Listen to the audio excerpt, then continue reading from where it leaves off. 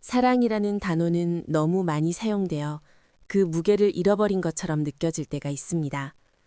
말로는 쉽게 꺼내지만 실제로는 거의 증명되지 않는 단어. 성경은 바로 그 지점에서 사람을 불편하게 만드는 방식으로 사랑을 정의합니다. 하나님은 사랑이시다. 이 문장은 따뜻하게 들리지만 성경이 보여주는 사랑의 방식은 전혀 가볍지 않습니다. 오히려 감당하기 어려울 만큼 과격합니다. 요한복음 3장 16절은 많은 사람들이 알고 있는 구절입니다. 그러나 너무 익숙해서 그 의미를 깊이 묻지 않게 되는 문장이기도 합니다. 하나님이 세상을 이처럼 사랑하사 독생자를 주셨다. 여기서 질문은 이것입니다. 왜 하필 주셨다일까요? 하나님이 세상을 사랑하셨다면 왜 더 좋은 환경을 주지 않으셨을까요? 왜 더 정의로운 세상을 만들지 않으셨을까요? 왜 고통을 줄이고 불행을 제거하지 않으셨을까요? 성경은 그 모든 질문보다 더 본질적인 선택을 보여줍니다. 하나님은 무엇인가를 주신 것이 아니라 누군가를 주셨습니다. 그것도 가장 귀한 분을 말입니다. 독생자, 대체 불가능한 존재, 대안이 없는 선택. 여기서 사랑은 감정이 아니라 결단이 됩니다. 좋아하는 마음이 아니라 잃을 것을 각오한 선택입니다. 사랑의 깊이는 내가 무엇을 주었는가가 아니라 무엇을 포기했는가로 드러납니다. 하나님이 주신 것은 위로의 말이 아닙니다. 원칙을 낮춘 타협도 아닙니다. 하나님은 아들을 내어주셨습니다. 그리고 그 아들은 보호받는 위치로 오시지 않았습니다. 위험 속으로, 거절 속으로, 결국 죽음 속으로 들어오셨습니다. 이 사랑의 방향은 인간의 상식과 완전히 반대입니다. 보통 우리는 사랑받을 자격이 있는 사람에게 사랑을 줍니다. 최소한 기대에 부응하는 사람, 관계를 유지할 만한 사람에게 말입니다. 그러나 성경이 말하는 사랑은 전혀 다른 대상을 향합니다. 우리가 아직 죄인 되었을 때 그리스도께서 우리를 위하여 죽으셨다. 이 문장은 하나님의 사랑이 언제 시작되었는지를 보여줍니다. 변화 이후가 아니라 변화 이전입니다. 회개 이후가 아니라 도망치고 있을 때입니다. 이 사랑은 상대의 반응을 전제로 하지 않습니다. 감사할지, 거부할지, 배신할지조차 고려하지 않습니다. 하나님은 인간이 어떻게 반응할지를 아시면서도 아들을 주셨습니다. 여기서 사랑은 위험한 선택이 됩니다. 거절당할 가능성을 스스로 감수하는 선택입니다. 하나님은 사랑하시되 안전하게 사랑하시지 않으셨습니다. 자신을 노출시키는 방식으로 사랑하셨습니다. 이것이 독생자를 주신 사랑의 무게입니다. 하나님은 인간에게서 아무것도 받아내기 위해 아들을 주신 것이 아닙니다. 조건을 달기 위해서도 아닙니다. 오히려 아무 조건 없이 관계를 회복하기 위해 내어주셨습니다. 그래서 이 사랑은 교환이 아닙니다. 거래도 아닙니다. 신앙을 대가로 한 보상도 아닙니다. 이 사랑은 먼저 주어진 선포입니다. 이미 주어졌다는 선언입니다. 많은 사람들이 묻습니다. 왜 하나님이 이렇게까지 하셨는가? 왜 인간을 이토록 포기하지 않으셨는가? 성경은 그 질문에 간단한 논리로 답하지 않습니다. 대신 한 장면을 보여줍니다. 십자가 위에 매달린 아들. 그 장면이 답입니다. 하나님은 사랑을 설명하시지 않으셨습니다. 보여주셨습니다. 그리고 그 방식은 가장 잔인하면서도 가장 분명한 증명이었습니다. 이 사랑을 알게 되면 인생을 바라보는 기준이 바뀝니다. 나는 얼마나 사랑받을 만한 사람인가가 아니라 이미 얼마나 큰 사랑을 받았는가를 보게 됩니다. 그리고 그 깨달음은 자기 혐오도 자기 과시도 동시에 무너뜨립니다. 사랑은 더 이상 쟁취해야 할 대상이 아닙니다. 이미 주어진 사실이 됩니다. 그래서 인간은 처음으로 숨을 놓을 수 있게 됩니다. 증명하지 않아도 되는 자리, 자격을 따지지 않아도 되는 자리로 초대받기 때문입니다. 독생자를 주신 하나님의 사랑은 감상용 메시지가 아닙니다. 삶을 흔드는 선언입니다. 내가 얼마나 소중한 존재인가를 말해주는 동시에 그 소중함이 어떤 대가 위에 세워졌는지를 정면으로 마주하게 만듭니다. 이 사랑 앞에서 인간은 더 이상 중립에 설 수 없습니다. 받아들이거나 외면하거나 두 선택만 남게 됩니다. 사랑은 언제나 결단을 요구하기 때문입니다. 많은 사람들이 이 지점에서 멈춰서서 묻습니다. 하나님이 사랑이시라면 왜 굳이 사람이 되셔야 했는가? 왜 하늘에서 선언만 하시지 않으셨는가? 왜 말씀 한마디로 죄를 사하시지 않으셨는가? 이 질문은 신앙의 핵심을 정확히 찌릅니다. 그리고 동시에 인간이 가장 쉽게 오해하는 지점이기도 합니다. 왜냐하면 우리는 죄를 규칙 위반 정도로 생각합니다. 잘못했으니 용서하면 끝나는 문제라고 여깁니다. 그러나 성경은 죄를 그렇게 단순하게 다루지 않습니다. 죄는 규칙의 문제가 아니라 관계의 문제입니다. 법을 어긴 것이 아니라 생명의 근원과 끊어진 상태입니다. 그래서 죄의 결과는 단순한 처벌이 아니라 죽음입니다. 하나님과 분리된 상태 그 자체가 죽음이기 때문입니다. 이 단절은 말로 봉합할 수 없습니다. 선언으로 해결되지 않습니다. 하나님이 괜찮다고 말한다고 해서 끊어진 생명이 다시 흐르지 않습니다. 깨진 관계에는 반드시 대가가 필요합니다. 그리고 그 대가는 생명입니다. 여기서 중요한 사실이 하나 드러납니다. 죽음은 인간의 영역이라는 사실입니다. 하나님은 거룩하시고 본질적으로 죽을 수 없는 분이십니다. 그렇다면 질문은 이렇게 바뀝니다. 누가 인간을 대신 죽을 수 있는가? 다른 인간은 대신 죽을 수 없습니다. 모든 인간은 이미 죄 아래 있기 때문입니다. 죄인이 죄인을 대신할 수는 없습니다. 그래서 구약의 제사는 항상 임시적이었습니다. 짐승의 피는 덮을 수는 있었지만 근본적으로 제거하지 못했습니다. 이 지점에서 성육신의 이유가 분명해집니다. 하나님이 사람이 되셔야 했던 이유입니다. 죽을 수 없는 하나님이 죽을 수 있는 몸을 입으셔야 했기 때문입니다. 대속을 위해서는 반드시 인간의 죽음이 필요했기 때문입니다. 예수님은 단지 고난을 겪기 위해 오신 분이 아닙니다. 죽기 위해 오셨습니다. 태어나는 순간부터 그분의 길은 십자가를 향해 있었습니다. 마국간은 우연이 아니었고 십자가 역시 악우가 아니었습니다. 예수님의 삶을 가만히 따라가 보면 이 사실이 더욱 선명해집니다. 그분은 위험을 피하지 않으셨고 권력을 이용해 자신을 보호하지 않으셨습니다. 오히려 점점 더 죽음이 기다리는 방향으로 걸어가셨습니다. 사람들은 그분께 묻습니다. 당신이 정말 하나님의 아들이라면 왜 자신을 구하지 않는가? 왜 십자가에서 내려오지 않는가? 그러나 예수님이 침묵하신 이유는 분명합니다. 그분은 자신을 구하러 오신 것이 아니라 우리를 구하러 오셨기 때문입니다. 십자가는 예수님의 실패가 아닙니다. 계획의 붕괴도 아닙니다. 그곳은 목적지였습니다. 성육신의 최종 이유가 가장 적나라하게 드러나는 장소입니다. 그분은 단순히 육체적으로 죽으신 것이 아닙니다. 하나님과의 단절, 인간이 감당해야 할 모든 무게를 그분이 대신 짊어지셨습니다. 그래서 십자가 위에서 그분은 외치십니다. 왜 나를 버리셨습니까? 이 외침은 믿음의 붕괴가 아니라 대속의 완성입니다. 하나님과 단절된 인간의 자리를 그분이 끝까지 통과하셨다는 증거입니다. 우리가 다시는 그 자리에 서지 않도록 말입니다. 그래서 예수님이 사람이 되신 이유는 우리를 이해하기 위함이 아니라 우리를 대신하기 위함이었습니다. 동정만을 위해 오신 것이 아니라 대가를 치르기 위해 오셨습니다. 이 사실을 알게 되면 십자가는 더 이상 종교적 상징이 아닙니다. 사랑의 감정 표현도 아닙니다. 그것은 정확한 해결책입니다. 인간이 스스로 해결할 수 없었던 문제에 대한 하나님의 유일한 해답입니다. 그리고 이 해답은 다른 방식으로는 성립할 수 없었습니다. 하나님이 사람이 되지 않았다면 구원은 논리적으로도 존재적으로도 불가능했습니다. 성육신은 선택이 아니라 필연이었습니다. 그래서 크리스마스는 따뜻한 이야기로 끝나지 않습니다. 그날 태어난 아기는 이미 죽음을 향해 걸어오고 있었습니다.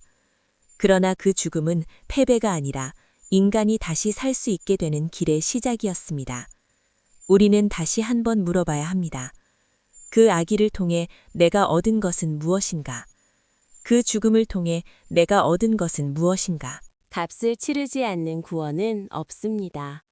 이 문장은 불편하지만 성경이 끝까지 붙드는 진실입니다. 사랑이 크면 클수록 그 사랑이 요구하는 대가는 늘 보이지 않는 곳에서 치러집니다. 많은 사람들은 용서를 가볍게 생각합니다.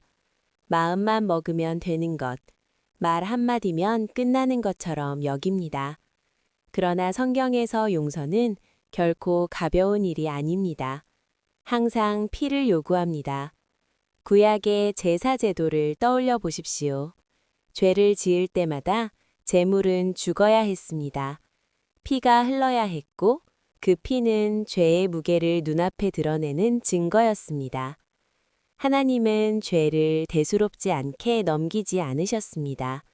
동시에 인간을 그 죄의 무게 아래 영원히 짓누르지도 않으셨습니다.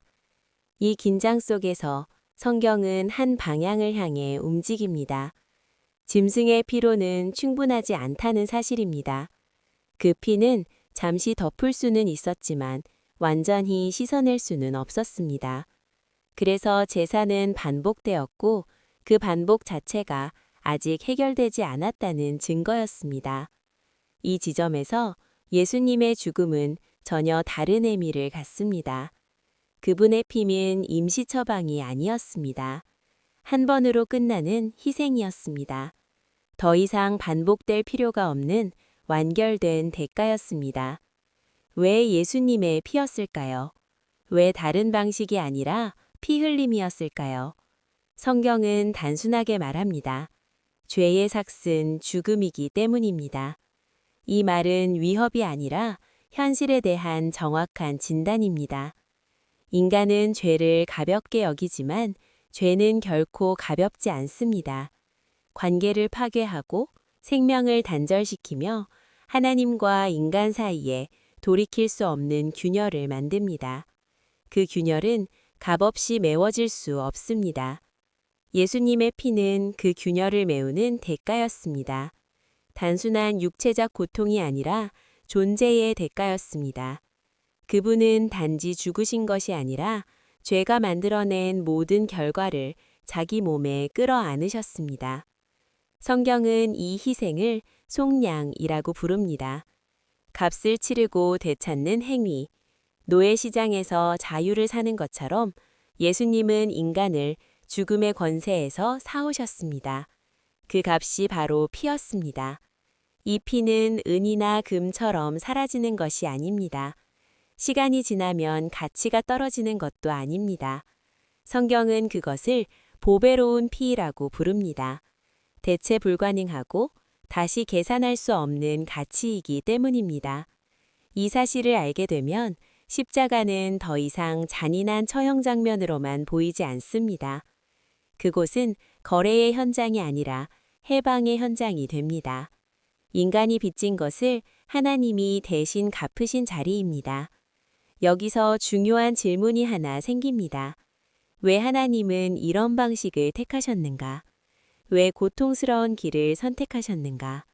왜 가장 값비싼 대가를 기꺼이 치르셨는가? 성경의 대답은 단순합니다. 다른 길이 없었기 때문입니다. 하나님의 거룩을 포기하지 않으면서 인간을 살릴 수 있는 유일한 길이 이 방법뿐이었기 때문입니다. 정의를 무너뜨리지 않고 사랑을 완성하는 길 말입니다. 예수님의 피는 하나님의 분노를 달래기 위한 희생이 아닙니다. 그것은 사랑의 폭발입니다. 하나님이 인간을 얼마나 포기하지 않으셨는지를 가장 극단적으로 보여주는 증거입니다. 그래서 이 피는 두려움의 상징이 아니라 담대함의 근거가 됩니다. 우리가 다시 하나님 앞에 설 수 있는 이유, 정죄가 아니라 용서를 기대할 수 있는 이유가 바로 여기에 있습니다. 이 피 앞에서는 모든 인간이 동일해집니다. 도덕적으로 우월한 사람도 없고 더 자격 있는 사람도 없습니다. 모두가 같은 대가로 사인 존재입니다. 그래서 구원에는 계급이 없습니다. 자랑도 없습니다. 이 사실은 인간의 자존심을 무너뜨립니다. 동시에 인간의 가치를 가장 높이 끌어올립니다. 우리는 스스로 구원할 수 없을 만큼 연약하지만 하나님이 피를 흘릴 만큼 소중한 존재라는 선언이기 때문입니다. 피로 치른 속량은 인간을 죄책감에 묶어두기 위한 것이 아닙니다. 자유롭게 하기 위한 것입니다.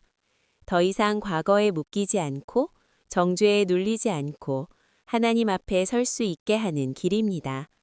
이 길은 값지지 않습니다. 그래서 가볍게 여길 수도 없습니다. 그러나 바로 그 이유 때문에 이 구원은 흔들리지 않습니다. 이미 가장 비싼 대가가 완전히 지불되었기 때문입니다. 탄생의 순간부터 이 이야기는 이미 끝을 향해 움직이고 있었습니다. 사람들은 아기의 울음소리에만 귀를 기울였지만 성경은 그 울음 뒤에 들여온 긴 그림자를 놓치지 않습니다. 마국간에서 시작된 길은 처음부터 십자가를 향하고 있었습니다. 동방에서 온 박사들이 예물을 들고 찾아왔을 때 그 장면은 경이로움으로 가득한 법 보입니다. 그러나 그들이 가져온 것은 축하의 장식품이 아니었습니다. 황금, 유향, 모략, 이 세 가지는 태어날 아기의 미래를 조용히 예고하고 있었습니다. 황금은 왕을 위한 것이었습니다. 이 아기는 다윗의 왕위를 잇는 왕이라는 선언입니다. 유향은 제사에 쓰이는 향이었습니다. 이 아기는 하나님께 드려질 존재라는 암시입니다. 그리고 몰약, 그것은 장례를 준비하는 향이었습니다. 탄생의 현장에 장례의 향이 놓인 것입니다. 이것은 우연이 아닙니다. 하나님은 처음부터 숨기지 않으셨습니다. 이 아기가 왜 태어났는지, 어디로 가고 있는지를 말입니다. 기쁨과 슬픔, 영광과 고난이 처음부터 함께 놓여 있었습니다. 마국간은 그래서 평화로운 시작만을 의미하지 않습니다. 그곳은 배척의 시작이었습니다. 여관에 있을 곳이 없다는 말은 공간의 문제가 아니라 세상의 태도를 드러냅니다. 세상은 처음부터 이 아기를 맞이할 준비가 되어 있지 않았습니다. 이 배척은 곧 현실이 됩니다. 헤롯이 아기를 소식을 듣자 즉시 두려워합니다. 왕좌를 위협받았다고 느낀 그는 아기를 제거하려 합니다. 권력은 언제나 자신을 위협하는 빛에 싫어합니다. 그래서 예수님의 첫 번째 여정은 도피였습니다. 애굽으로 내려가야 했고 목숨을 건 탈출이 필요했습니다. 태어난 지 얼마 되지 않아 죽음의 위협 속으로 던져진 삶. 이것이 하나님의 아들이 선택한 시작이었습니다.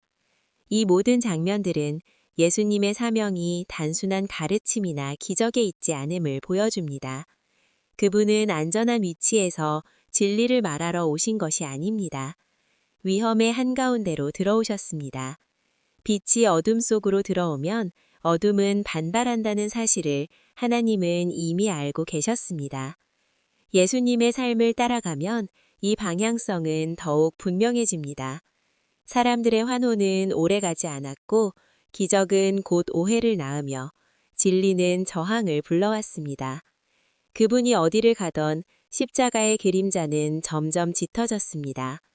마국간에서 시작된 낮아짐은 계속해서 이어집니다. 왕의 모습이 아니라 종의 모습으로, 권력을 행사하는 방식이 아니라 자신을 내어주는 방식으로, 예수님의 모든 선택은 십자가와 한 방향을 향해 있었습니다. 십자가는 예기치 못한 비극이 아닙니다. 사명의 실패도 아닙니다. 그것은 처음부터 예정된 목적지였습니다. 그래서 예수님은 그 길을 피해가지 않으셨습니다. 겟세마네에서 고뇌하셨지만 도망치지 않으셨습니다. 이 사실을 알게 되면 크리스마스의 분위기가 달라집니다. 장식과 음악 뒤에 숨겨진 이야기의 무게가 느껴지기 시작합니다. 아기의 미소 뒤에 다가올 고난이 겹쳐 보입니다. 그리고 그 고난이 우연이 아니라는 사실이 가슴을 붙잡습니다. 왜 하나님은 이렇게 하셨을까요? 왜 기쁨의 시작을 고난의 길과 겹쳐 놓으셨을까요? 그 이유는 분명합니다. 구원은 고통을 건너오지 않고는 완성될 수 없기 때문입니다. 사랑은 대가 없이 성립되지 않기 때문입니다.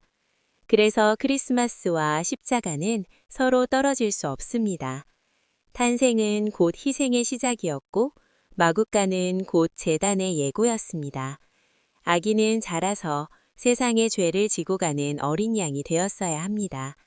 이 사실은 우리에게 또 다른 질문을 던집니다. 왜 하나님은 이렇게 위험한 길을 선택하셨는가? 왜 안전한 방식이 아니라 가장 상처받는 방식을 택하셨는가? 그 대답은 이미 이야기 속에 놓여 있습니다. 사랑은 언제나 상처를 감수합니다. 진짜 사랑은 거리를 두지 않습니다. 하나님은 인간을 멀리서 구원하지 않으셨습니다. 인간의 역사 한복판으로 들어와 처음부터 끝까지 같은 길을 걸으셨습니다. 마구간에서 시작된 가장 먼저 그 소식을 들은 사람들은 세상의 중심에 있던 이들이 아니었습니다. 왕도 아니었고 제사장도 아니었으며 학식 있는 지도자들도 아니었습니다.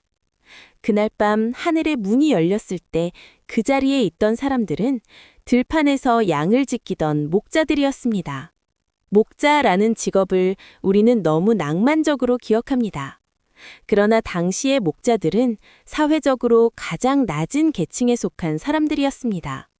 정결규례를 지키기 어려워 종교적 모임에서 배제되었고 증언조차 신뢰받지 못하는 존재들이었습니다. 사람들은 그들을 늘 바깥에 있는 사람들로 취급했습니다. 그런데 하나님은 그 바깥에 있던 사람들에게 가장 먼저 다가가십니다. 그것도 아주 분명한 방식으로 말입니다. 하늘이 열리고 빛이 임하고 천사들이 나타납니다. 이 장면은 단순한 연출이 아닙니다. 하나님의 선택 선언입니다. 천사들은 이렇게 말합니다. 오늘 다윗의 동네에 너희를 위하여 구주가 나셨다. 이 한 문장 안에는 엄청난 반전이 담겨 있습니다. 구주는 태어났지만 그 소식을 들을 자로 선택된 이들은 가장 주변부에 있던 사람들이었습니다. 왜 하필 목자였을까요? 왜 하나님은 가장 영향력 있는 사람들부터 부르지 않으셨을까요? 이 질문은 하나님의 구원 방식을 이해하는 중요한 열쇠가 됩니다. 하나님은 구원을 위에서 아래로 흘려보내지 않으십니다. 아래에서 위로 퍼지게 하십니다. 권력의 중심이 아니라 삶의 가장 낮은 자리에서부터 구원의 이야기를 시작하십니다. 그래야 아무도 자격을 주장할 수 없기 때문입니다. 목자들은 아무것도 증명할 필요가 없었습니다. 추천서도 없었고 자격심사도 없었습니다. 그들은 단지 그 자리에 있었을 뿐입니다. 하나님은 그 사실 하나만으로 충분하다고 말씀하십니다. 천사들의 찬양이 끝나자 목자들은 망설이지 않습니다. 이야기를 나누고 논쟁하고 확인하려 들지 않습니다. 그들은 즉시 움직입니다. 베들레헴으로 향합니다. 이 단순한 반응은 신앙의 본질을 그대로 보여줍니다. 그들은 왕궁을 찾지 않습니다. 성전도 아닙니다. 천사들이 말한 표징을 붙듭니다. 강보에 쌓여 구유에 누워있는 아기. 가장 보잘것없는 표징이 가장 위대한 구원의 증거가 됩니다. 마구간에서 아기를 본 순간 목자들은 깨닫기 시작합니다. 이 구원은 자신들과 같은 사람을 위한 것이라는 사실을 말입니다. 높은 자리를 요구하지 않는 구원, 정결함을 증명하지 않아도 되는 구원, 조건을 묻지 않는 구원. 그들은 돌아가며 본 것을 전합니다. 누가 시키지 않았지만, 누가 명령하지 않았지만 그들은 말하지 않을 수 없었습니다. 이것이 복음의 전염성입니다. 경험한 사람은 침묵할 수 없게 됩니다. 여기서 중요한 사실 하나를 놓치지 말아야 합니다. 목자들은 예수님의 탄생을 이해한 사람들이 아니었습니다. 신학적으로 정리한 사람들도 아니었고 구원의 구조를 파악한 사람들도 아니었습니다. 그들은 단지 하나님이 자신들을 부르셨다는 사실에 응답한 사람들이었습니다. 하나님은 이 순서를 의도적으로 선택하십니다. 먼저 이해하는 사람이 아니라 먼저 부름받은 사람을 통해 복음의 소식이 흘러가게 하십니다. 그래야 복음은 지식이 아니라 생명이 되기 때문입니다. 목자들은 예수님을 안아보지도 않았고 긴 대화를 나누지도 않았습니다. 그러나 그 밤은 그들의 인생을 완전히 바꿉니다. 들판으로 돌아간 그들은 이전과 같은 삶을 살지 않습니다. 같은 자리에 있었지만 더 이상 같은 사람이 아니었습니다. 이 장면은 우리를 묻습니다. 우리는 누구에게 복음을 기대하고 있는가? 어떤 사람을 통해 하나님이 일하실 것이라 생각하는가? 성경은 이 질문에 목자들의 이야기를 내놓습니다. 하나님은 항상 예상 밖의 사람들을 부르십니다. 준비된 사람보다 비워진 사람을 부르십니다. 가득 찬 손보다 빈 손을 찾으십니다. 그래야 구원이 하나님의 일이라는 사실이 분명해지기 때문입니다. 목자들에게 먼저 임한 복음은 하나님의 성품을 가장 정확하게 드러냅니다. 구원은 위로부터 허락되는 특권이 아니라 아래로 내려오는 은혜라는 사실입니다. 가장 낮은 곳에서 시작된 이 소식은 결국 온 세상으로 퍼져나가게 됩니다. 그날 밤 들판에서 하늘과 땅이 맞닿았습니다. 천사와 목자가 같은 공간을 공유했습니다. 그리고 그 만남은 하나님의 나라가 어떤 방식으로 확장되는지를 조용히 보여주고 있었습니다. 이야기는 여기서 끝나지 않습니다. 오히려 가장 불편한 질문이 이제 우리 앞에 놓입니다. 이 모든 이야기를 들은 우리는 어디에 서 있는가라는 질문입니다. 크리스마스는 감상으로 끝낼 수 있는 이야기가 아닙니다. 누군가의 인생을 바꾼 사건은 반드시 선택을 요구합니다. 중립은 허락되지 않습니다. 이 아기는 단순한 정보가 아니라 응답을 요구하는 존재이기 때문입니다. 성경은 분명하게 말합니다. 그를 영접하는 자, 곧 그의 이름을 믿는 자들에게 하나님의 자녀가 되는 권세를 주셨다고 말입니다. 이 문장은 위로처럼 들리지만 사실은 선언입니다. 문은 열려 있지만 들어갈지는 각자의 선택이라는 선언입니다. 많은 사람들은 예수님을 좋은 이야기로만 남겨두고 싶어 합니다. 감동적인 인물, 훌륭한 가르침, 도덕적 모범 정도로 말입니다. 그러나 성경은 그 선택을 허락하지 않습니다. 예수님은 좋은 사람이냐 나쁜 사람이냐의 문제가 아니라 주인이냐 아니냐의 문제이기 때문입니다. 그를 영접한다는 것은 정보를 받아들이는 것이 아닙니다. 동의 버튼을 누르는 행위도 아닙니다. 삶의 중심을 바꾸는 결정입니다. 내가 주인이던 자리를 내려놓고 그분이 그 자리에 앉도록 허락하는 선택입니다. 그래서 이 선택은 늘 불편합니다. 왜냐하면 인간은 자기 삶의 통제권을 놓기 싫어하기 때문입니다. 신앙을 원하면서도 주권은 포기하지 않으려 합니다. 그러나 성경은 그 두 가지가 동시에 가능하지 않다고 말합니다. 이 아기는 위로만 주기 위해 오신 분이 아닙니다. 삶의 방향을 바꾸기 위해 오셨습니다. 그래서 그를 만난 사람들은 결코 이전과 같은 상태로 돌아가지 않습니다. 변화의 크기는 다를 수 있지만 방향은 반드시 바뀝니다. 하나님의 자녀가 된다는 말은 종교적 호칭이 아닙니다. 관계의 변화입니다. 더 이상 고아처럼 살아가지 않아도 된다는 선언입니다. 버려질까 두려워하지 않아도 되고 증명하지 않아도 되며 자격을 계산하지 않아도 되는 자리로의 초대입니다. 이 초대는 완벽한 사람에게 주어지지 않습니다. 정리된 인생을 가진 사람에게만 주어지는 것도 아닙니다. 오히려 길을 잃은 사람, 지쳐있는 사람, 자기 한계를 인정한 사람에게 더 가까이 다가옵니다. 그래서 이 마지막 질문은 의외로 단순합니다. 당신은 이 아기를 어디까지 받아들일 것인가? 라는 질문입니다. 이야기로 둘 것인가? 삶으로 드릴 것인가? 구경꾼으로 남을 것인가? 관계 안으로 들어갈 것인가? 하나님은 강요하지 않으십니다. 억지로 문을 부수고 들어오지 않으십니다. 문 앞에 서서 두드리실 뿐입니다. 그 문을 여는 손은 언제나 인간의 몫으로 남겨두십니다. 이 선택의 결과는 즉각적인 성공이나 눈에 보이는 변화로 나타나지 않을 수도 있습니다. 그러나 분명한 차이가 하나 생깁니다. 혼자가 아니라는 확신입니다. 삶의 방향이 우연이 아니라 관계 속에 놓이게 된다는 사실입니다. 크리스마스는 그래서 질문으로 끝납니다. 이야기의 완성은 하나님 쪽에 이미 준비되어 있지만 그 이야기가 내 인생의 이야기가 될지는 지금 이 순간의 선택에 달려있기 때문입니다.